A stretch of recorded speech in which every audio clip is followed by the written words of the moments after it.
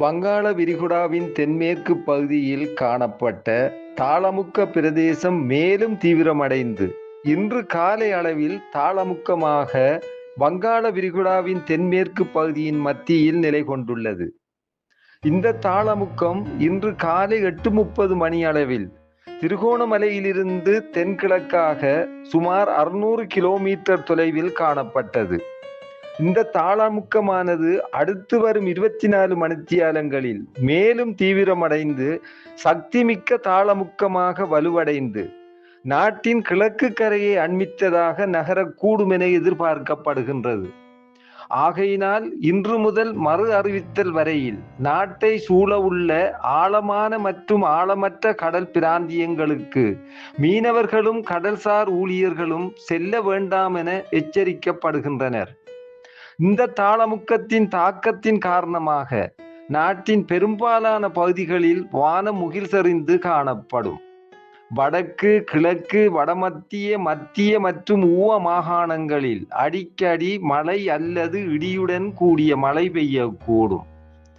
நாட்டின் ஏனைய பிரதேசங்களின் பல இடங்களில் மாலை அல்லது இரவு வேளைகளில் மழை அல்லது இடியுடன் கூடிய மழை பெய்யக்கூடிய வாய்ப்பு காணப்படுகின்றது.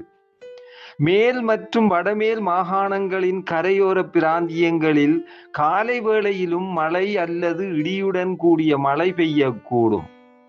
வடமாகாணத்திலும் அத்துடன் திருகோணமலை மாவட்டத்திலும் 150 மில்லிமீட்டரிலும் கூடிய மிக பலத்த மழை பதிவாகலாம். வடக்கு, வடமத்திய, மத்திய மற்றும் ஊவ மாகாணங்களின் சில இடங்களிலும் அத்துடன் அம்பாறை மற்றும் மட்டக்களப்பு மாவட்டங்களின் சில இடங்களிலும் 100 மில்லிமீட்டரிலும் கூடிய பலத்த மழை பெய்யலாம் எனவும் எதிர்பார்க்கப்படுகின்றது.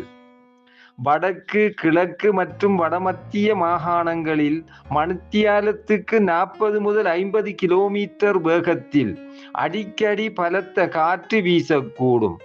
பலத்த காற்று மின்னல் தாக்கங்களும் ஏற்படக்கூடிய சந்தர்ப்பங்களில் பொதுமக்கள் அவதானத்துடன் செயற்படுமாறு கேட்டுக்கொள்ளப்படுகின்றனர்.